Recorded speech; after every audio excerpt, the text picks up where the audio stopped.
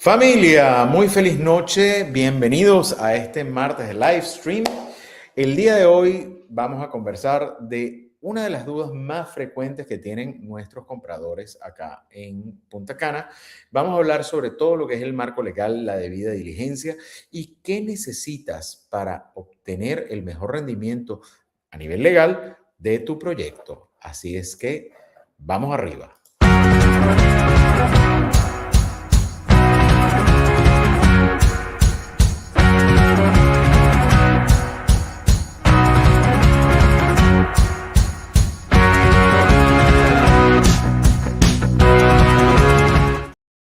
Y muy feliz noche, familia, a todos los que están presentes. Quiero dar la bienvenida a todas las personas que se conectan desde Bélgica, desde Holanda, desde Francia, desde Dinamarca, desde España, desde Portugal, desde los Estados Unidos. Son muchos de los estados de los Estados Unidos, así que voy a generalizar con los Estados Unidos. Desde Canadá, México, desde Argentina. Bienvenidos todos. El día de mañana recuerden que van a tener su traducción de este live stream. El día de hoy tenemos una invitada de lujo, tenemos a la doctora Saimi Laos de Dos Abogados, ¿ok? Y es una experta en derecho inmobiliario, además de que viene del mundo inmobiliario. Bienvenida, Saimi, ¿cómo estás? Muy bien, muchas gracias. Gracias por la invitación.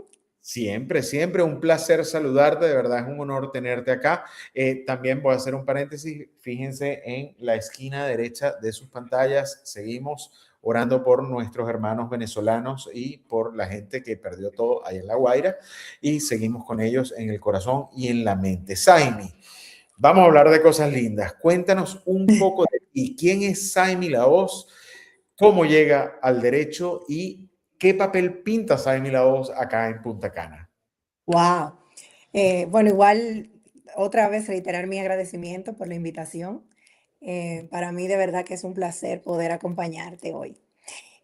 Bueno, Saimi Laos es abogada, yo soy licenciada en Derecho, graduada de la Pontificia Universidad Católica Madre y Maestra hace un poco más de 20 años. Em, Tengo especialidad en Derecho Empresarial y Legislación Económica y además tengo un MBA de Barna, en cotitulación con la Universidad de Barcelona.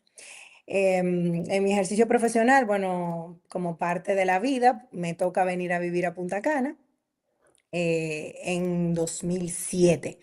Ejercí el derecho para diferentes proyectos, un proyecto bastante grande, turístico de la zona. Luego me independizo y fundamos junto a mi esposo, que es mi socio, abogado también, pues fundamos Dos Abogados y ya tenemos un equipo de colaboradores importante que nos da la mano. Tengo, como dije, desde el 2007 en la zona, ejerciendo el derecho, pero también incursioné en la parte de bienes raíces, por lo que entiendo muy bien cómo se maneja el sector. Tengo como esa dicha, ¿verdad?, de haber visto el sector desde los dos lados, desde la parte legal y desde la parte, pues, de servicios inmobiliarios per se.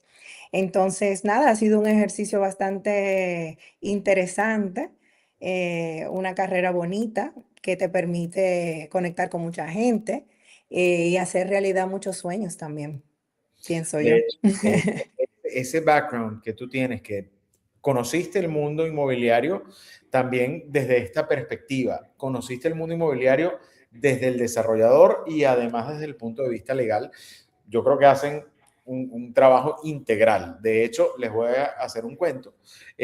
Saimi y yo tenemos clientes en común, clientes que me han comprado a mí y han contratado los servicios de Saimi. Es la mejor debida diligencia que he visto en un abogado en toda mi carrera. O sea, es el único abogado que se ensucia de verdad, va a las obras, revisa las obras, va mensualmente, hace su levantamiento como debe ser. O sea, realmente es impresionante el trabajo que hace Saimi en toda tu Muchas carrera. gracias.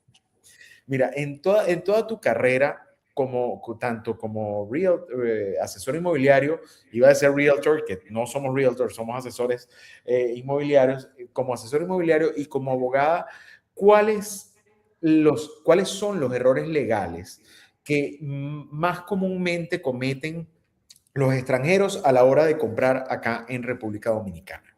Mira, yo creo que el error, porque se puede traducir en un error muy grande, ¿verdad?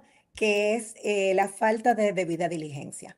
Tú lo comentabas al principio. Para mí es primordial. La debida diligencia, que no es más que ese proceso de investigación que debemos de llevar inicialmente antes de comprar una propiedad, eh, es, es primordial. De ahí es de donde debe partir todo, que se pueda tener información acerca de quién desarrolla y vende, que tú puedas tener información de la propiedad en sí misma. Algo tan sencillo como la ubicación. A veces compramos o queremos comprar un solar, por decir algo, y nos presentan un certificado de título. ¿Cómo sabemos que ese solar es el que te dicen que te están vendiendo? Si tú no vas al lugar o tratas de geolocalizar la propiedad, por ejemplo, eso es parte de la debida diligencia. Temas de fondos, de investigar el background de la persona que te está vendiendo, si ha desarrollado antes, en qué zonas, cómo han sido sus procesos de entrega. Creo que ese es el error más grande que se puede cometer, el no hacer una correcta debida diligencia.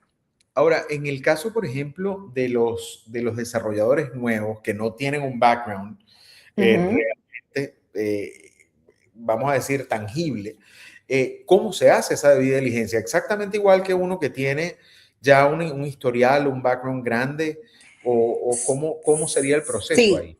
sí, mira, Néstor, realmente la debida diligencia se hace igual. Lo que no va a tener esa persona es quizás un historial de otros desarrollos construidos. Igual debemos dar la oportunidad, ¿verdad? Siempre, siempre hay una primera vez para todo el mundo y puede que ese desarrollador sea muy bueno y se le está presentando esta oportunidad para iniciar con un desarrollo. Em, pero sí, la documentación va, si es un desarrollador y es una empresa que está desarrollando, pues la investigación va a ser igual. Si la compañía está incorporada debidamente, vas a ir a las instituciones correspondientes del país para saber que efectivamente la compañía existe. En términos de impuestos, que esa persona se encuentre al día en sus obligaciones fiscales, también es parte de la debida diligencia y se puede hacer perfectamente. En temas de bancarios, por ejemplo, tú puedes pedirle a ese desarrollador una certificación del banco que te acredite que tiene una cuenta en esa institución destinada para esos fines, o por lo menos si te demuestra tenerla, ya tú sabes que el banco también hizo una depuración de la propiedad, vas a la jurisdicción inmobiliaria, por ejemplo, o a los tribunales también, para saber que esa propiedad no tiene ningún litigio pendiente, que no tiene ninguna carga o gravamen, ¿verdad? Que no se ha tomado un préstamo sobre esa propiedad, que como lo explico llanamente, ¿verdad? Una hipoteca, por ejemplo, previa, que se haya inscrito sobre esa propiedad con motivo de un financiamiento, que no pasa nada en caso de que exista, pero lo importante es que el comprador lo sepa. Eh, la investigación se hace igual, o sea, tú vas a las instituciones que están ahí dispuestas y que forman parte de todo eh, el proceso y las vas a tener de la misma manera. Quizás con un desarrollador que más tiempo tenga en el mercado, lo que vas a encontrar es desarrollos para comparar, qué ha hecho antes y cómo lo ha hecho. Pero básicamente a nivel de documentación se llega de la misma forma a investigar. Y de hecho me encanta que digas lo de la debida diligencia, porque muchas veces los compradores no entienden todo ese proceso, que no solamente lo hace, en tu caso, el abogado que está trabajando para el comprador, sino que también es una responsabilidad del asesor haber hecho una debida diligencia previa de quién es el que, o sea, de a quién le está vendiendo. O sea, el Claro, asesor tiene que saber, a juro, quién es la empresa, por qué. como eso, si tiene una hipoteca o no. De hecho, es muy curioso que menciones lo de la hipoteca porque tengo un caso ahora y me ha costado un poco hacerle entender al abogado de que se puede comprar perfectamente en preconstrucción cuando el terreno tiene una hipoteca, no, perdón, a nombre de la constructora, porque eso es parte del financiamiento de la construcción. Entonces, Sí. ha sido complicado. ¿Cómo le explicas tú a un cliente esa parte de que, mira, sí, el terreno tiene una hipoteca y se puede comprar tranquilamente porque tiene una hipoteca? Sí, así mismo como tú lo dices, eso es posible porque lógicamente eso es parte de las ventajas que te ofrece el sistema financiero, que tú puedas apalancarte para hacer un desarrollo. Eh, es imposible que tú le digas a un desarrollador que no tiene esa facilidad o esa posibilidad dentro del mercado, ¿verdad? De tomar una hipoteca para desarrollar su proyecto. Lo importante es que se le evidencie, como yo te decía ahorita, al comprador que se ponga en el contrato, por ejemplo, que ese desarrollador se obliga a entregarte esa propiedad libre de esa carga al momento de la entrega. Si es un desarrollo que está en un proceso de construcción en donde posiblemente van a intervenir pagos en cuotas durante la construcción, esos pagos van a ir destinados a, de alguna manera, contribuir al pago de esa hipoteca. Entonces, el desarrollador va a estar en condiciones de poder entregarte la unidad libre de cargas. Y eso es lo que se trata de prever en el contrato. Ya se ve cada negociación de manera particular, pero es perfectamente posible y viable. Quiero aprovechar que estamos hablando de debida diligencia, Néstor, para comentar que la debida diligencia no solo la hace el comprador con relación al vendedor. Es correcto también que el vendedor lo haga respecto de su posible comprador. Y la obligación de la debida diligencia que tienes tú como asesor inmobiliario y que tengo yo como abogado es un tema legal en nuestro país. O sea, nosotros somos sujetos obligados en nuestras profesiones y debemos de cumplir con ese proceso. Claro, o sea, tenemos que hacer una formalización del proceso para poder dar cumplimiento a la ley y más ahora con la nueva ley de intermediación inmobiliaria. Porque Correcto.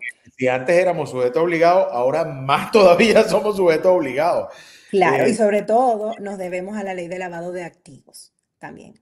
Entonces, para precisamente evitar que haya el involucramiento a veces involuntario en temas de ilícitos, ¿verdad? O de lavado de activos.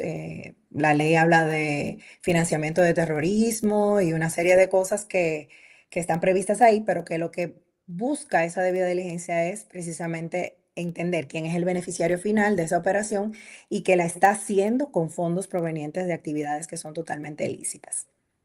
o sea que uno está en total, no en total derecho para dar cumplimiento a la ley, uno tiene que exigir esa documentación a un lado y a otro, tanto el Claro, desarrollador como el comprador. claro, que el cliente no entienda que se trata de algo personal. A veces es un poquito cuesta arriba en esos procesos de debida diligencia para una persona entender por qué cuestionan tantas cosas, que usted trabaja, eh, a que, o sea, ¿verdad? A qué usted se dedica, de dónde provienen sus fondos, usted tiene cuentas de banco, dónde usted vive, un domicilio que podamos constatar. O sea, hay cositas que a la gente le cuesta un poquito entender porque cuestionamos eso porque pedimos tanta información, pero nos debemos a una ley que tenemos que cumplir. De Entonces, no es hecho, personal, eso es para eso, todo el mundo. eso precisamente te iba a preguntar, o sea, a mí me han tocado casos de clientes que no han querido, por ejemplo, darme una identificación, o sea, un pasaporte, que me dicen, por ejemplo, no, en España yo compro con el DNI y el DNI es válido. Yo sí, es válido en España, pero aquí no es válido tu DNI. O sea, entonces, Sí, uno les pide las dos identificaciones con fotos, muchas veces se molestan o que le pides información de las cuentas bancarias y no entienden el por qué se está pidiendo eso. ¿Cómo manejas cuando un cliente no entiende, o un comprador, vamos a llamarlo un comprador, porque el cliente suena muy feo, sí. vamos a llamar, o sea, cuando un comprador no entiende el por qué se debe hacer esa debida diligencia? Bueno, le explico precisamente eso, que nos debemos a una ley que debemos de cumplir en nuestra condición de sujetos obligados por nuestra profesión, lo que estamos haciendo, que tanto el vendedor tiene derecho a hacer esa investigación porque tiene que de alguna manera constatar que la propiedad que está vendiendo va a poder ser pagada, ¿verdad? Eh, que como no es una persona de la cual, si es extranjero sobre todo y no tiene una cédula de identidad dominicana, tenemos que pedir alguna documentación que nos demuestre la identidad de esa persona y para eso solicitamos una copia de pasaporte, por ejemplo. Aquí solemos eh, solicitar dos documentos de identidad. El pasaporte siempre, porque es el documento que lo acredita, ¿verdad? Que le da entrada de alguna manera a nuestro país. No quiero hablar de visas específicas porque hay nacionalidades que no requieren una visa para entrar a nuestro país, pero bueno, el pasaporte que tiene los datos y la foto, y un segundo documento que puede ser el DNI, pudiera ser español, pero acompañando, ¿verdad? Ese pasaporte, o una licencia de conducir. Se suele pedir las licencias en algunos países, como por ejemplo en el nuestro, el número de la licencia de conducir es el mismo número del documento de identidad personal. Eh, entonces sí, es una forma de constatar que la persona eh, que te está llamando o que quiere comprar, que dice ser, es quien es según sus documentos de identidad. Entonces tratar de explicarle que no es lo que yo te decía ahorita, que no es algo personal, que no es que debemos hacerlo para todo el mundo, que es necesario. Mira, precisamente con todo esto que me estás diciendo, me surge otra duda que ha sido una duda muy común de muchos compradores, que es el tema del visado. Eh, un comprador extranjero, uno se los ha explicado 700 veces, pero siempre es bueno recordarlo. Eh, Aquí en República Dominicana, ¿bajo qué contexto legal se especifica que no necesitas un tipo de visado específico para comprar una propiedad? Mira, realmente tú no necesitas, o sea, tú puedes venir, interesarte en una propiedad y comprar, porque tú puedes hacer una inversión como la puedes hacer en otros países. Si tú no tienes el interés de permanecer en el país, o sea, de residir formalmente en el país, no tienes que acogerte a ningún régimen migratorio, ¿verdad? O sea, no tendrías que tener una residencia formal con tu pasaporte y tu documento de identidad, como habíamos explicado. Como extranjero, tú puedes hacer una inversión en territorio dominicano. Esa es la razón, o sea, porque tú puedes querer invertir simplemente, no necesariamente tener que vivir en República Dominicana. Hay personas que compran propiedades y las ponen a rentar. No les interesa hacer uso de ellas. Entonces no están obligados a mantener un estatus migratorio permanente en República Dominicana porque no van a vivir permanentemente aquí. Entonces, realmente no es necesario. Incluso hay casos de clientes, de hecho lo he vivido con muchos clientes españoles, que ellos dicen y hablan de la realidad. Dicen, mira, yo usaré la propiedad 15 días al año y sabemos que la permanencia legal son 90 días, Sí, sin necesidad de un visado especial. Entonces, exactamente. tienen su propiedad, tienen sus cuentas de banco acá, que eso es otro punto. O sea, cualquier extranjero puede abrir cuentas legales aquí, Sí. cuentas bancarias, perdón. Eh, Sí, bancarias, sí. De hecho, cuando van a comprar una propiedad, yo creo que aquí abarcamos también el tema de los financiamientos, que no sé, quizás algunos compradores extranjeros tienen esa inquietud también, de, mira, puedo abrir una cuenta bancaria, pero también puedo tomar un financiamiento bancario para adquirir una propiedad en territorio dominicano. Lo puedes hacer con una entidad bancaria local, claro que sí. Los bancos le van a pedir informaciones igual de debida diligencia, como habíamos hablado, para poder abrir esas cuentas bancarias o para poder hacer ese financiamiento. Normalmente esos financiamientos van a ir con garantía de la propiedad que se está adquiriendo y lo que el banco va a constatar, además de la identidad de la persona y toda esa documentación que conlleva esa debida diligencia bancaria, es que esa persona tenga capacidad de pago. Si la persona demuestra que sus fondos son lícitos y puede pagar ese financiamiento, los bancos se lo van a financiar. La diferencia puede estar quizás en el porcentaje que el banco le preste como extranjero. a un dominicano, una institución bancaria pudiera prestar un 80%, digamos, del valor de la propiedad, se da. Eh, y a un extranjero, quizás en vez de prestar el 80, preste un 70, pero va a prestar. Y O no es sea, mucha la el diferencia. financiamiento se va a dar. No, y no es mucha la diferencia. Ahora No, también, y esto sí, señores, voy a hacer una advertencia. El financiamiento se da siempre y cuando cumpla los requisitos del banco. claro que sí, O claro que sea, sí. Cada por- institución bancaria tiene también su forma. Eh, claro, los bancos se rigen por la superintendencia de banco y en general tienen una manera de proceder que ya está estandarizada de alguna manera, ¿verdad? Prevista. Pero incluso a veces las tasas entre una institución bancaria y otra varían, sí, dependiendo de cómo tú vayas a tomar el préstamo, si en moneda, o sea, si en dólares o en pesos. Entonces, eso puede variar de una institución a otra. Pero sí, es como tú dices, o sea, siempre y cuando tú cumplas con los requisitos, el banco te va a financiar, claro, es lógicamente. que incluso hubo un caso de un cliente que yo tuve hace varios años. Todo el proceso de compra fue espectacular, la debida diligencia, fue al banco a hacer, abrió cuenta de banco y tenía movimiento en sus cuentas de banco. Cuando fue a solicitar el préstamo le rechazaron el préstamo porque ella había, en ese momento, había hecho un file de bancarrota en 2012 y eso fue antes del Ya, 2022. Entonces el banco le decía, mira, chévere, pero no te puedo dar el préstamo. Yo sé que tú ahora económicamente estás bien, pero tú hace menos de 10 años hiciste una declaración de bancarrota en los Estados Unidos y ya eso te hace inelegible para un crédito con este banco. Puedes ya. intentar con una asociación de préstamos, puedes intentar con otro banco, pero en este no te lo vamos a prestar.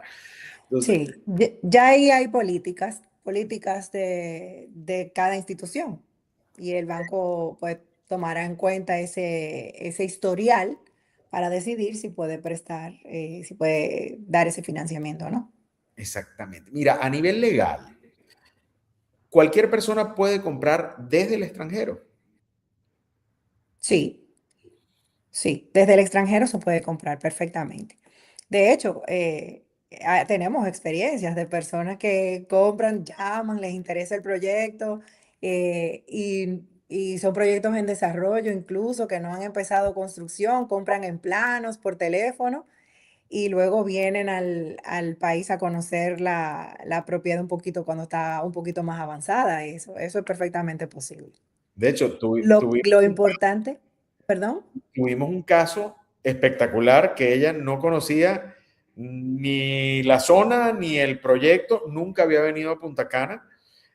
Saimi hizo la debida diligencia del proyecto. Yo, es un proyecto que ustedes conocen aquí. Yo no voy a nombrar el proyecto porque no estamos hoy hablando del proyecto. Confía en mí, confía en mí, confía en mí. Llegó Saimi, hizo su debida diligencia, le mandó sus videos a la cliente y la cliente vino 2 meses después por primera vez a Punta Cana, quedó enamorada de Sí. Punta Cana y del proyecto. O sea, Sí, eso iba a decir que realmente esas operaciones a distancia se dan siempre y cuando tú estés bien asesorada sobre el proyecto en el que estás invirtiendo y hagas ese proceso de debida diligencia, como debe de ser, porque es lo que te va a dar a ti la seguridad y la garantía de que tú vas a recibir esa propiedad que estás comprando. mira, esos contratos del que compran el extranjero, ¿tienen que ser apostillados o no? Sí, tienen que ser apostillados. Mira, con la firma se da. Para que, primero, tienen que ser hechos en español. Eso es importante. Estamos hablando de que hay un público extranjero aquí. Entonces, el contrato debe ser firmado en español. Le hemos buscado la manera de hacer o traducciones, eh, el contrato ponerlo en español y en inglés para hacer, por ejemplo, más fácil la comprensión del texto por parte de la persona, de las partes, ¿verdad? Que van a firmar el documento. Eso por un lado. Y en lo que tiene que ver con la firma, lo ideal es que los contratos se firmen en territorio dominicano, en presencia de un notario público que da fe, ¿verdad? de las personas que firman el documento y quiénes son, pero sí se puede firmar en el extranjero siempre y cuando ese documento venga legalizado. Entonces, cuando hablamos de apostilla, hablamos de una legalización, que es un sello que se pone a ese documento que permite que el documento se pueda utilizar legalmente en territorio dominicano. La apostilla viene por un convenio del cual la República Dominicana es parte y permite precisamente eso, que tú puedas firmar el documento fuera, obtener esa legalización y el documento llegaría a territorio dominicano y pudiera ser utilizado ya en las instituciones correspondientes. Por ejemplo, contrato definitivo para depositar en la jurisdicción inmobiliaria para que se pueda dar el traspaso de la propiedad a favor del adquiriente, por ejemplo. Si no pudiese conseguirse la apostilla, entonces la firma se tendría que hacer a través del consulado dominicano más cercano y al llegar el documento a territorio dominicano firmado de esa manera, pues tendríamos que completar con otros procesos aquí. Ahí pasaría por Procuraduría, por Cancillería, para validar esa firma que se hace frente al cónsul en ese consulado. O sea, existe la manera legal de que tú puedas firmar un documento en el extranjero. De hecho, y no está de más que lo comente, aquí hay firma digital. O sea, nuestro país tiene una ley, la ley de comercio electrónico, que ya prevé el tema de firmas digitales. Lo que pasa es que es un procedimiento que hay que agotar. O sea, o sea, las personas tienen que entrar a una institución acreditada, digamos, que se llama Digifirma, por ejemplo, con la Cámara de Comercio, y obtener un código QR. O sea, tú tienes que tener una certificación de esa firma tuya. Las partes tendrían que tener. O sea, que no es tan fácil como que yo te mande el documento por correo. No es lo mismo DocuSign, ¿eh? No es lo mismo. Es una firma digital verificable que tiene que ver con una institución en particular que te acredita y, y es válida, ¿verdad? Para ser utilizada en República Dominicana. Lo que pasa es que yo quizás no, lo que se pretendía con eso, lo que se pretende de que se acorten tiempos, eh, ¿verdad? Que se agilicen esos procesos no es no se está dando tanto en la práctica porque no, las instituciones, yo creo que hay un tema de cultura, de que hay que entender que realmente eh, funciona, es viable y es legal, eh, y como internalizar eso para que tenga más cabida y tú lo veas con más frecuencia. A eso es que quiero referirme. Si existe, hay una ley que lo permite, pero no se da con tanta frecuencia. Entonces, lo que más vemos en las firmas de documentos así, cuando estás fuera del territorio nacional, es que ese documento venga con la postilla o firmado ante el consulado. Ok, de hecho, te iba a hacer la pregunta de la firma digital porque trabajamos con desarrolladores que muchos trabajan con firma digital, otros que no. Ya hay unos que, por ejemplo, se han dedicado única y exclusivamente a los contratos por firma digital. Entonces, ¿esos contratos con firma digital se notarizan o no? Mira, no necesariamente. Claro, si las dos partes firman de manera digital, con ese código QR acreditado, como acabo de explicar, entonces no requieren la legalización porque esa es una firma perfectamente verificable y tiene una credibilidad que le da ese código. Pero puede ser que una persona de las dos partes sea la que firme de manera digital y la otra no. Entonces, la firma de la otra, pues entonces tendría que llevar la legalización notarial, porque al final lo que hace el notario, que es una persona que tiene fe pública, es dar fe, vale la redundancia, de que la persona que está firmando es quien dice ser. O sea, es constatar con el documento de identidad que esa persona que Néstor Leffel es quien está firmando ese documento y que su documento de identidad lo corrobora igual, que ese es Néstor Leffel. Entonces, tendría que darse, por ejemplo, eso, que que una de las partes no firme de manera digital y su firma tenga que ser notarizada. De lo contrario, pues con las firmas digitales, y vuelvo y repito, logradas, ¿verdad? Obtenidas a través de esos certificados, según la ley de comercio electrónico, no necesitaría la legalización notarial.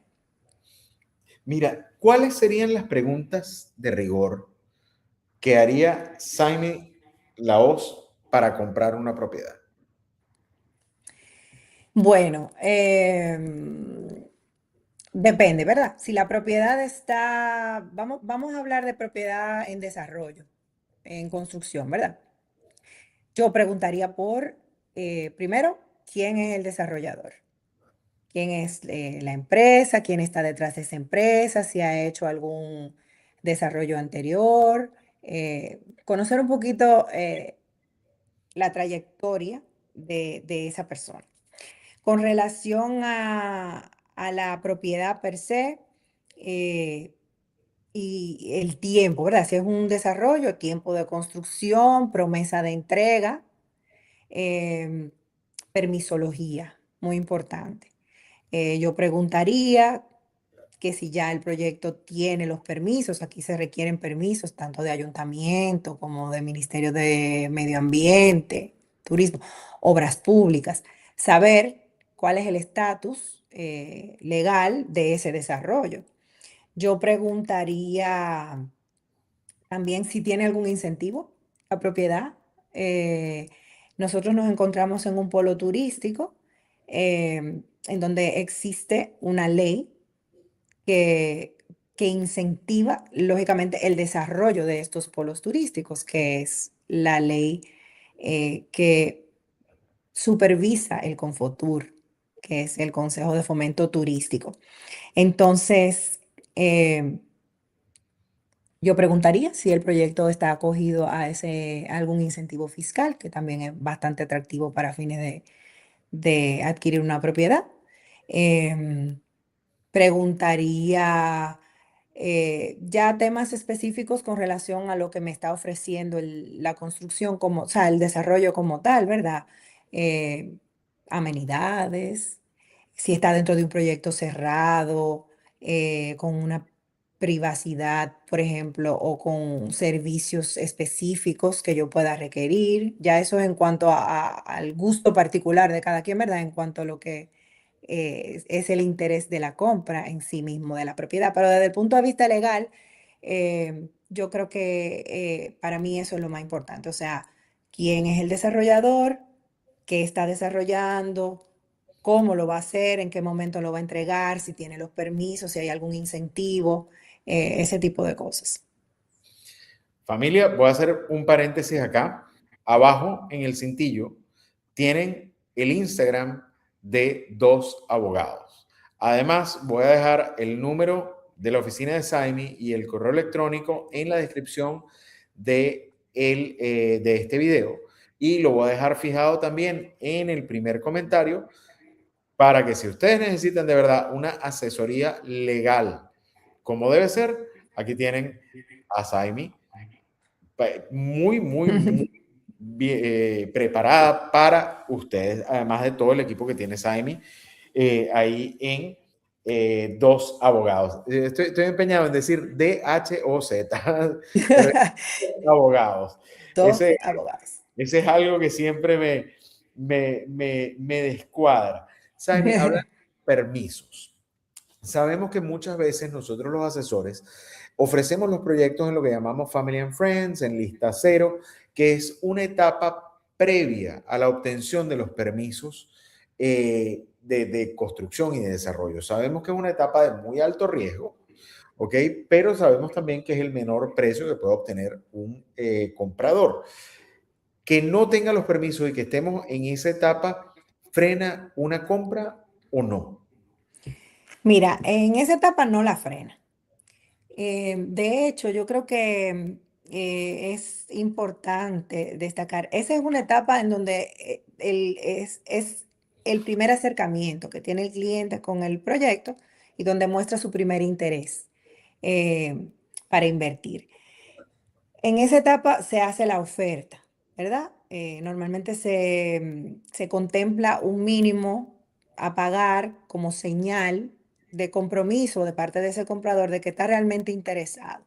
Porque como son propiedades que están en venta, es para darle la oportunidad a esa persona para que pueda adquirir esa unidad, porque puede venir otra persona y adquirir esa misma unidad que es la que le interesa a ese cliente de manera particular. Entonces, en esa etapa, lo que debemos es de tratar de firmar, claro, un documento de reserva, quizá hacer una oferta o firmar ese documento de reserva con que nos dé un límite de tiempo en donde nosotros podamos agotar el proceso de debida diligencia y obtener de parte del desarrollador el compromiso de una fecha en la que tendría, por ejemplo, ya avanzados esos permisos. Eh, es entendible que no necesariamente desde el principio los permisos estén, pero el desarrollador debe demostrar que está haciendo los aprestos para conseguir esos permisos, ¿verdad? Y que tiene todo, que tiene el certificado de título de la propiedad donde va a desarrollar y que ya está empezando a hacer las solicitudes. O sea, todas esas cosas se pueden ir eh, solicitando y obteniendo en el camino. Tratar de que el documento que se firme eh, garantice de alguna manera que ese desarrollador va a entregar, va a contar con esos permisos. Hay veces que hay proyectos en desarrollos turísticos privados importantes, grandes de la zona, en donde los permisos no están desde el inicio. Eh, y tú adquieres, pero hay un compromiso de entrega, de que al momento de que te van a entregar la propiedad ya se va a contar con todo lo que tú necesitas. Entonces, respondiendo a esa pregunta, no imposibilita que tú o sea, empieces a dar los primeros pasos para adquirir una propiedad si los permisos todos no los tienes en ese momento. No, y también que sabemos que lamentándolo mucho, son las realidades. Hay una burocracia con los permisos que tienden a Sí. tardarse. Incluso hemos visto casos de constructoras que se han tardado hasta año y medio, 2 años en obtener los permisos. Sí, Entonces, porque hay tiempos que, no, que lamentablemente el desarrollador no controla. Lo ideal es que prevea, porque eso lo sabemos, que hay burocracia y que se puede tardar. Entonces, si desde el inicio ese desarrollador está bien acompañado de un equipo legal y tiene sus cosas en orden, o sea, yo conozco desarrollos que ya tienen todas sus licencias y todos sus permisos y tienen fecha de entrega de las unidades terminadas para principios, por ejemplo, del año que viene. Y son construcciones prometidas a 24 meses, o sea, que fue una construcción que inició hace un año y ya ellos a los 6, 7, quizás al octavo mes contaban con la permisología requerida. Entonces, es algo que se puede lograr. no, No va a incluso, imposibilitar de eh, entrada que una persona adquiera una propiedad en la etapa en la que están ellos iniciando, pero de que se pueden obtener con suficiente tiempo, sí se puede lograr. y así como hemos visto casos que se han tardado 2 años en obtener los permisos, hemos visto casos de 90 días han obtenido todos los permisos. O sea, es como bien aleatorio, ¿no? Sí. Pero es la realidad. Mira, cuéntame una cosa. Yo trabajo mucho con personas de la tercera edad retirados. Trabajo con ese target, ¿no? Que sueñan con tener su propiedad, quieren dejar a sus hijos acomodados. ¿Qué pasa si en el transcurso de este contrato promesa, y esto, bueno, es algo natural, la persona fallece? O sea, ¿qué pasa con ese contrato? ¿Qué pasa con esa propiedad que no está terminada, que está en un proceso de construcción? Y este señor no ha terminado de pagar la propiedad porque está en pleno contrato, ¿no? Sí, mira, realmente ya ahí o sea, iniciaría un proceso sucesoral. Ya eso es un tema legal un poquito más profundo, digamos, pero se abriría lo que sería una sucesión en territorio dominicano, en donde los herederos de esa persona o el cónyuge que le sobrevive tendría que iniciar ese proceso y agotarlo para poder disponer de esa propiedad.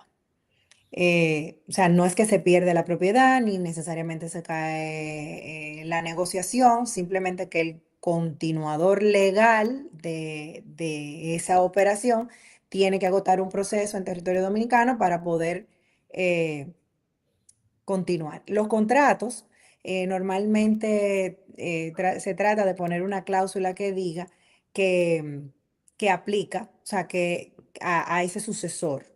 ¿Verdad? Que esa negociación, que el sucesor pudiera continuarla. Y claro, habrá que agotar temas legales específicos, pagar eventualmente, ya más avanzada quizás en la negociación, impuestos sucesorales, o sea, hay un proceso que hay que agotar, pero sí se puede, sí hay una continuidad jurídica y legal posible. Perfecto. Mira, también aquí me están preguntando a través del WhatsApp, me preguntan que si solamente te encargas de asesorar o tu escritorio se encarga de asesorar compradores o también puedes asesorar desarrolladores, incluso si son extranjeros. Claro que sí, o sea, nosotros tenemos una práctica legal bastante amplia, no solamente, eh, bueno, en materia inmobiliaria, lógicamente, podemos asesorar ambas partes.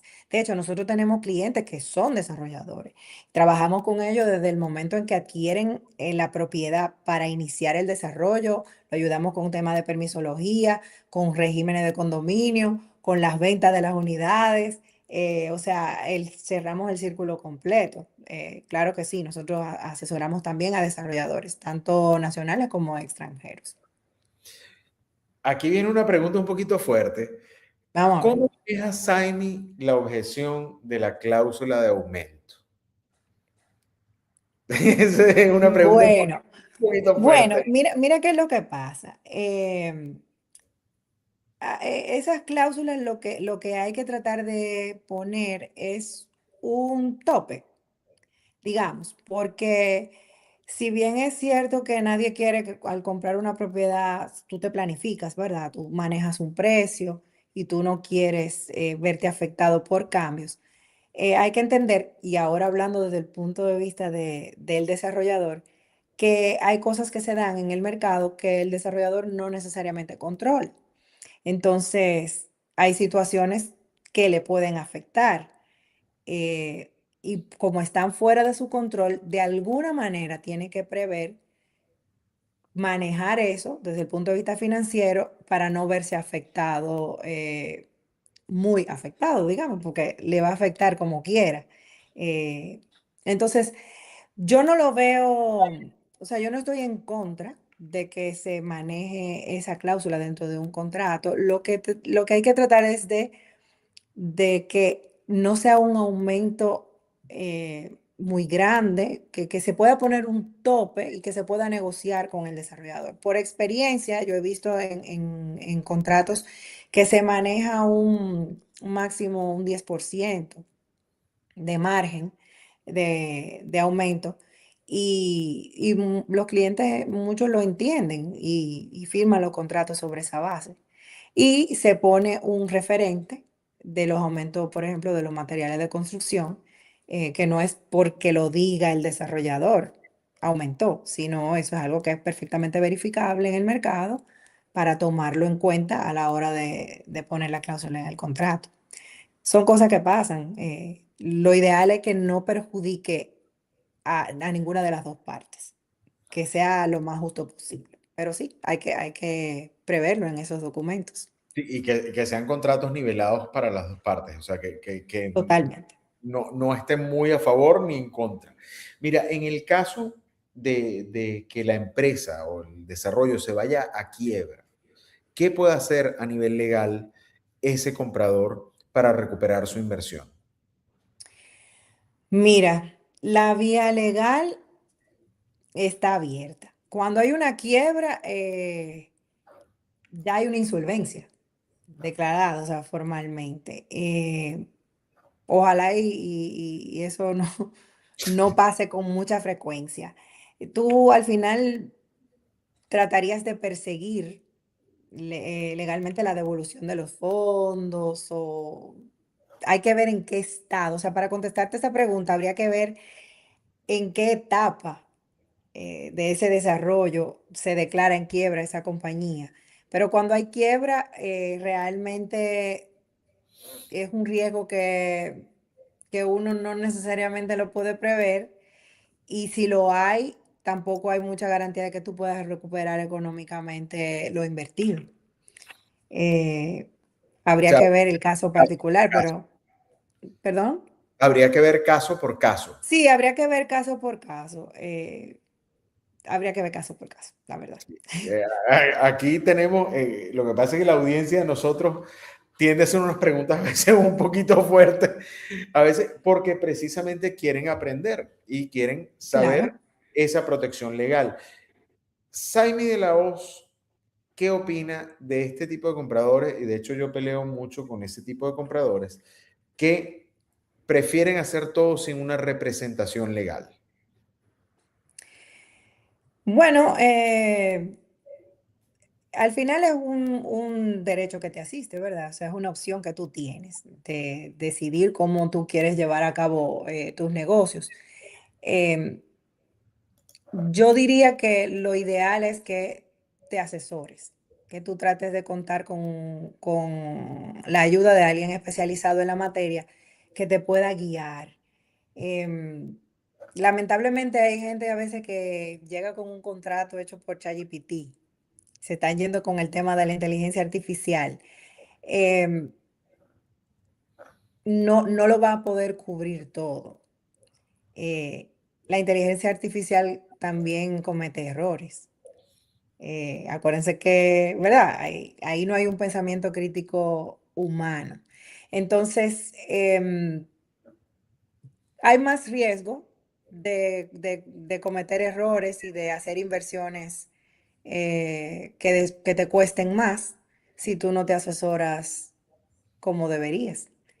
Eso es lo que pienso. O sea, que lo ideal es que tú trates de asesorarte de alguien conocedor en la materia y que te pueda minimizar lo más posible los riesgos en las operaciones de compra de propiedades o en Mira, cualquier operación que tú hagas.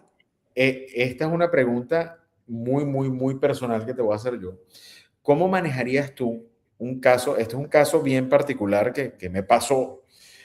Un cliente reserva una unidad, dio el depósito de la firma de la inicial, el porcentaje fue un 20% del valor de la propiedad. Cuando llegamos a firmar el contrato, la persona firma el contrato, lo firma mal, se le devuelve el contrato, está comprando del extranjero y la persona dejó de comunicarse. No, Ah, o sea, desapareció de la faz de la tierra. No responde a la constructora, no responde a su abogado, no nos responde a nosotros como agencia y hemos agotado todos los medios por contactarla porque ya han pasado 2 años y la persona sigue sin dar señal de vida. ¿Cuál es el riesgo o el miedo que tenemos nosotros acá en este momento? Primero, no se ha podido concretar una promesa de compra. Eso es lo primero, porque no está el contrato firmado. Después, si esa persona cuando se llegue a terminar el proyecto, puede aparecer y declarar que tiene un derecho sobre la propiedad. mira, si la persona no firmó el contrato, no firmó. Realmente no va a poder hacer valer el contrato como tal. Si la desarrolladora recibió dinero,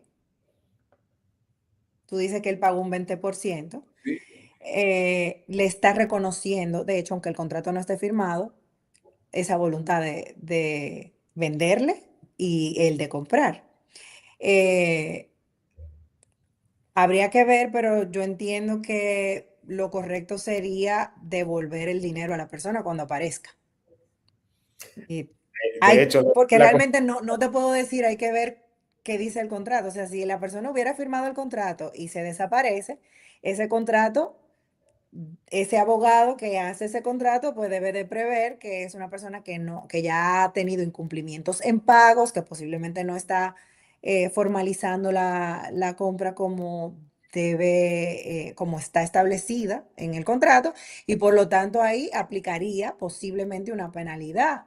eh, y la devolución de fondos y una penalidad y para que esa venta ya eh, termine ahí, o sea, que no continúe el proceso y ya la propiedad pueda disponer, o sea, la propiedad me refiero al desarrollador nuevamente pueda disponer de la propiedad y venderla otra vez. Pero en este escenario tú me estás diciendo que no hay un contrato, porque las partes no formalizaron. Entonces, si no existe contrato, pero se recibió un dinero, el desarrollador honesto tendría esos fondos ahí y pudiera disponer de la propiedad, pero tendría que de alguna manera corresponder porque los fondos no son del desarrollador en este caso.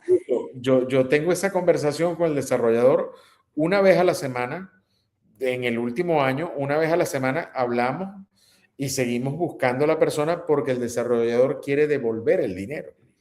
Entonces, Es lo que yo haría. sí, o sea, y ha sido pues una odisea porque la persona desapareció de la faz de la tierra. O sea, literal, no la conseguimos en redes sociales, no la conseguimos por ningún lado. Y Y había fue una pasado, persona a la que se le hizo en su momento, imagino, la debida diligencia correspondiente, ¿verdad?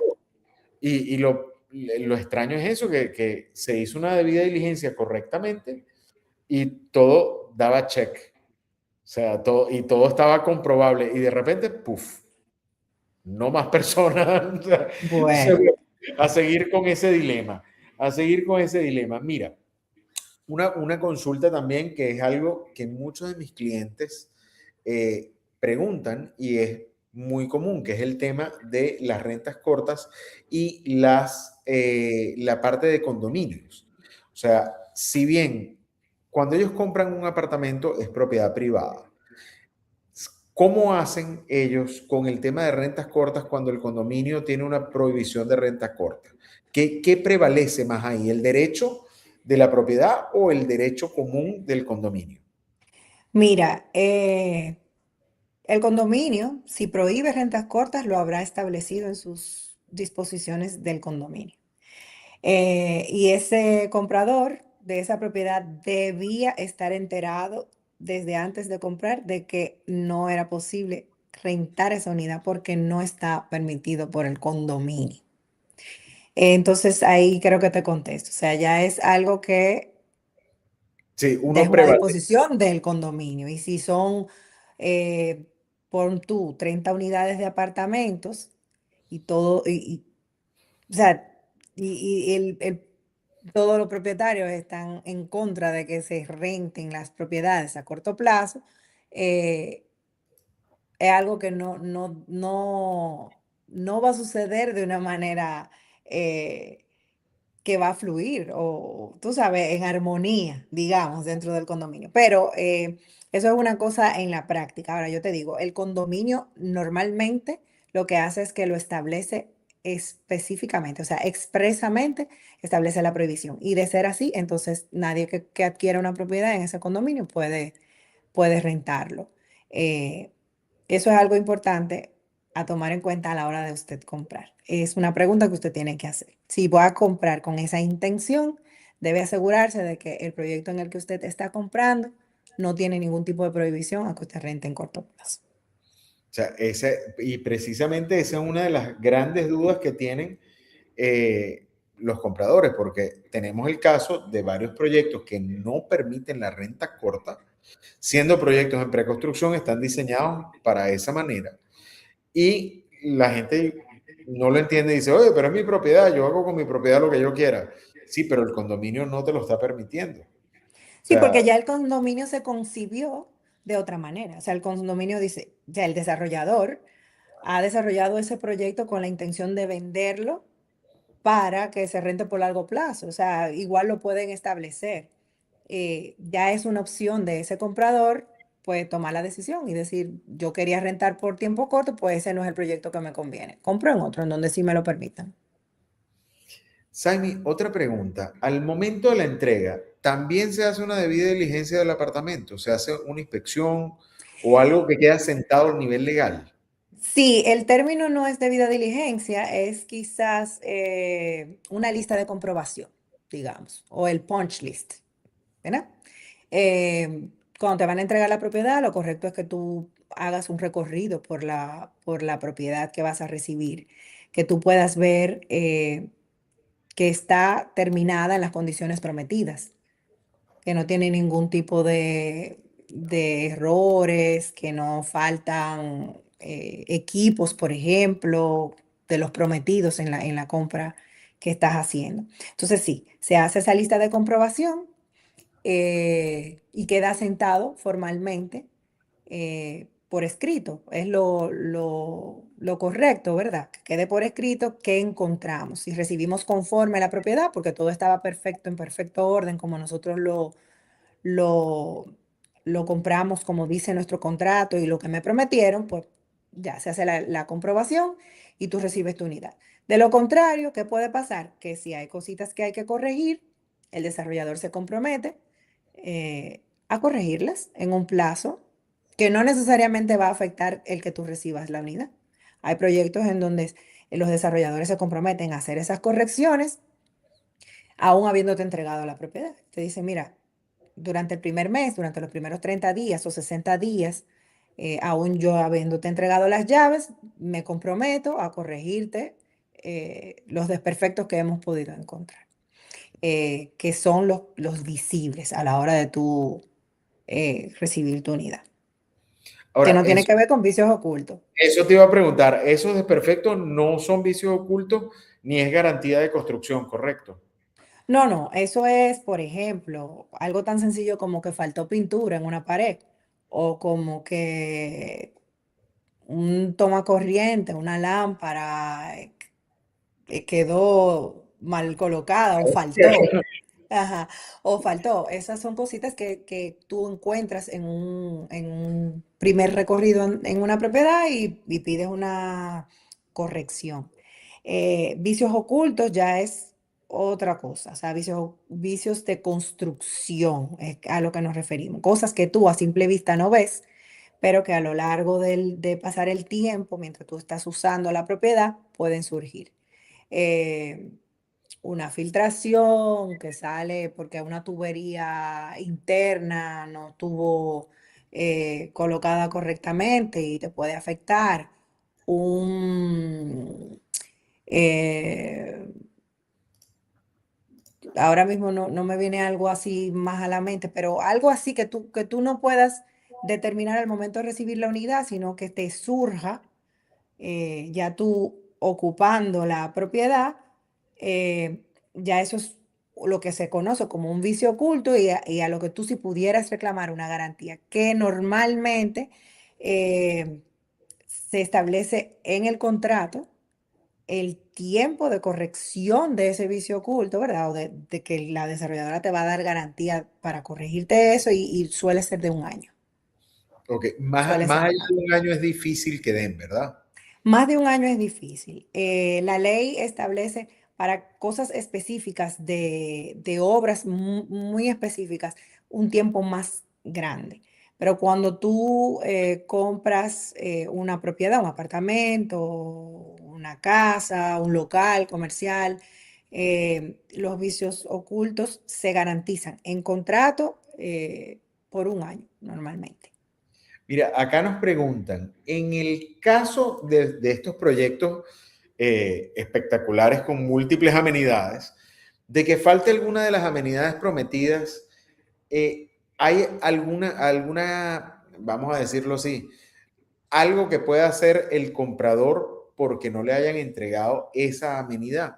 O no, o sea, por ejemplo, por darte un ejemplo, dicen, esto tiene 5 piscinas de tal dimensión y resulta que al final son 4 piscinas nada más porque hubo una mala programación o X, pero nada más entregaron 4 y no entregaron la quinta. O las dimensiones no son como lo indicaba el contrato. ¿Hay algo que proteja al comprador de este tipo de casos? Bueno, mira, se supone que el contrato debe de tener cláusulas que establezcan eh, la penalidad del desarrollador por no entregar como promete.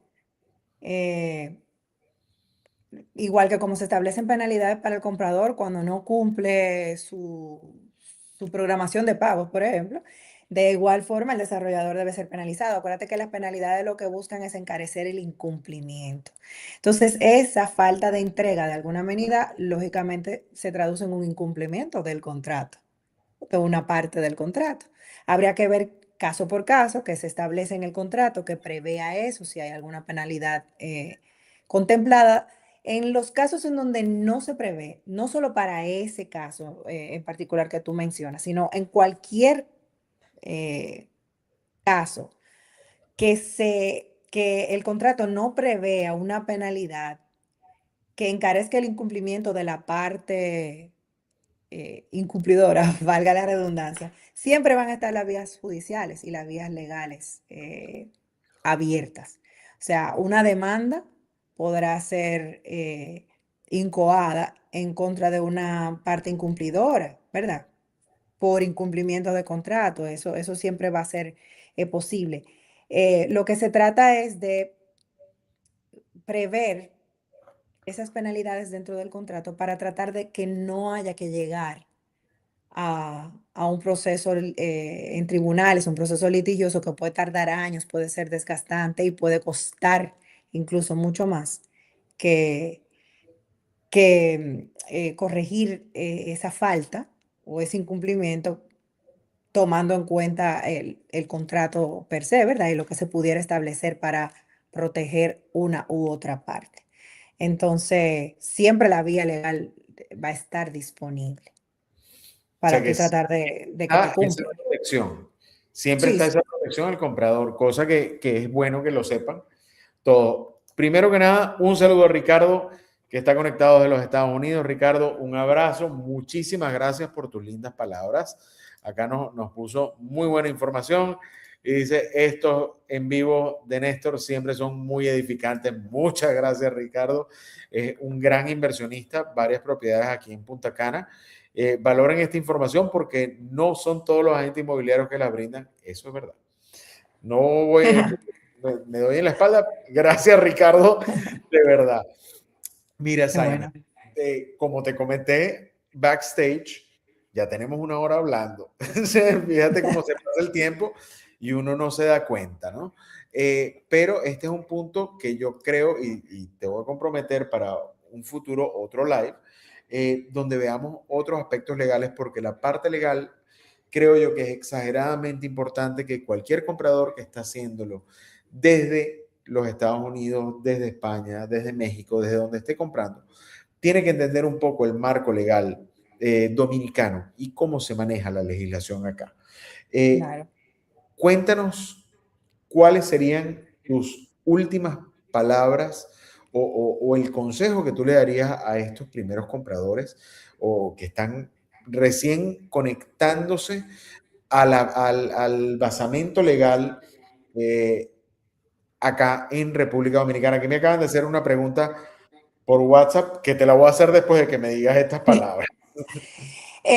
Mira, como nosotros, tal y como cuando iniciamos, hablábamos del tema de la debida diligencia. Yo creo que esa es la palabrita que me gustaría que los que están viéndonos y escuchándonos, pues se lleven y se queden con ella.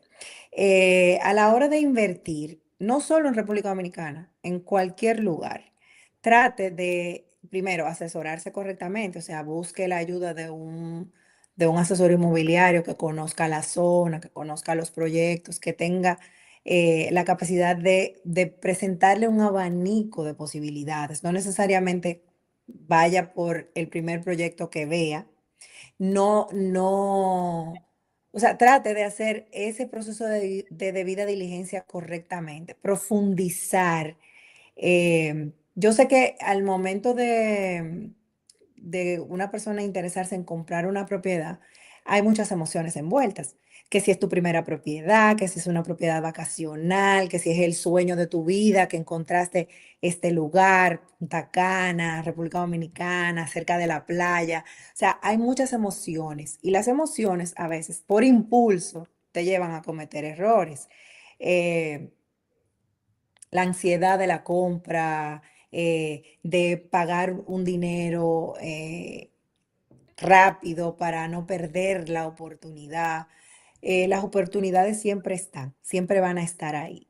Y para que sea una oportunidad que valga la pena, asesórese bien. Trate vuelvo y repito, de agotar ese proceso de debida diligencia y de darse el tiempo para que ese proceso se agote correctamente, de consultarlo con su asesor y pedirle a su asesor que le diga a ese desarrollador que le dé la oportunidad de hacer eso, así como el desarrollador tiene el derecho también de hacerle la debida diligencia a usted, comprador. eh, Tómese el tiempo. 15 días, 20 días, un mes, no va a hacer la diferencia tan grande, o sea, en cuanto a la posibilidad de la compra. Eh, y si es una compra que está bien respaldada, bien documentada, que es un desarrollador que su debida diligencia arroja, que es serio, que tiene todo en orden, esos 30 días, si son muchos, le suenan mucho de principio, van a valer totalmente la pena, porque usted va a continuar hacia adelante con la compra y usted va a quedar contento y su desarrollador igual, porque va a poder venderle la propiedad. Entonces, yo creo que esas serían mis palabras. O sea, asesórese bien, haga las investigaciones del lugar, eh, dese la oportunidad de profundizar un poquito y de ver diferentes opciones. Eh, y la inversión le va a salir bien, porque la idea es que usted pueda minimizar lo más posible el riesgo y el costo, ¿verdad? Y pueda disfrutar con tranquilidad después de esa inversión que usted realiza. Bueno, y ahora sí te voy a hacer la pregunta que nos están haciendo por acá, por el WhatsApp. Eh, Primero déjame darte el marco de la pregunta y el contexto. Acá en este canal no solamente se conectan desarrolladores, se conectan compradores, sino que también se conectan muchos asesores inmobiliarios, tanto de la agencia como de toda República Dominicana, incluso se conectan de Argentina y de Estados Unidos. Nos preguntan acá, con todo este nuevo proyecto de intermediación inmobiliaria y con las noticias que han salido de problemas en desarrollos, etcétera, etcétera, ¿hay algo que proteja a los asesores? Mira, yo tengo que repetirte igual que en tu condición de asesor y como sujeto obligado, lo que te va a proteger a ti también es ese proceso de debida diligencia. Si tú estás en conocimiento de quién es el desarrollador, o sea, quién es el desarrollador y cuál es el proyecto que estás vendiendo, tu riesgo va a ser muy mínimo, porque tú vas a poder prepararte lo suficiente y demostrar que no tienes un vínculo con alguna situación que pudiera pasar. Recuerden que ustedes como intermediarios son eso, o sea, intermediarios. Van a tratar de conectar a un vendedor con un comprador para que esa venta se desarrolle. El intermediario no recibe dinero, por ejemplo, en las operaciones.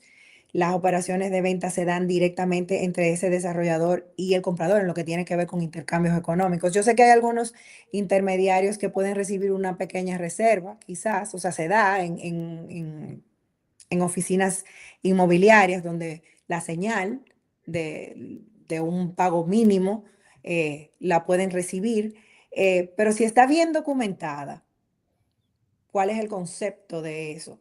Y hay formas de devolución, por ejemplo, de esos fondos para el comprador, porque el riesgo está En que haya una operación ilícita por un tema de fondos ilícitos o lavado de activos, ¿verdad? Ahí es donde está el riesgo. Y en que un desarrollador de un proyecto no cumpla y que tú vendiste ese apartamento, pero lamentablemente el proyecto no entregó en el tiempo previsto y te sientas que vas a ser reclamado de alguna manera por ese comprador, por esa intermediación que tú haces. Entonces, eh, yo creo que el proceso de debida diligencia y la documentación que tú haces, que pueda de alguna manera transparentar tu función como intermediario, es lo que va a evitar o te va a proteger de alguna manera, va a evitar que tú tengas eh, inconvenientes. Como les digo, la ley está ahí, las demandas pueden venir fundadas e infundadas, nadie está del todo exento de verse afectado porque un cliente pueda reclamarle directamente. Eso puede pasar, pero si tú hiciste tu debida diligencia y tú hiciste los documentos correctos y le explicaste bien a tu comprador y transparentaste bien todo el tema de la operación, ahí tú no vas a tener ningún riesgo. Entonces yo creo que ahí es donde recae el tema de la protección que tú puedes tener. Sí, o sea que el resumen es la debida diligencia.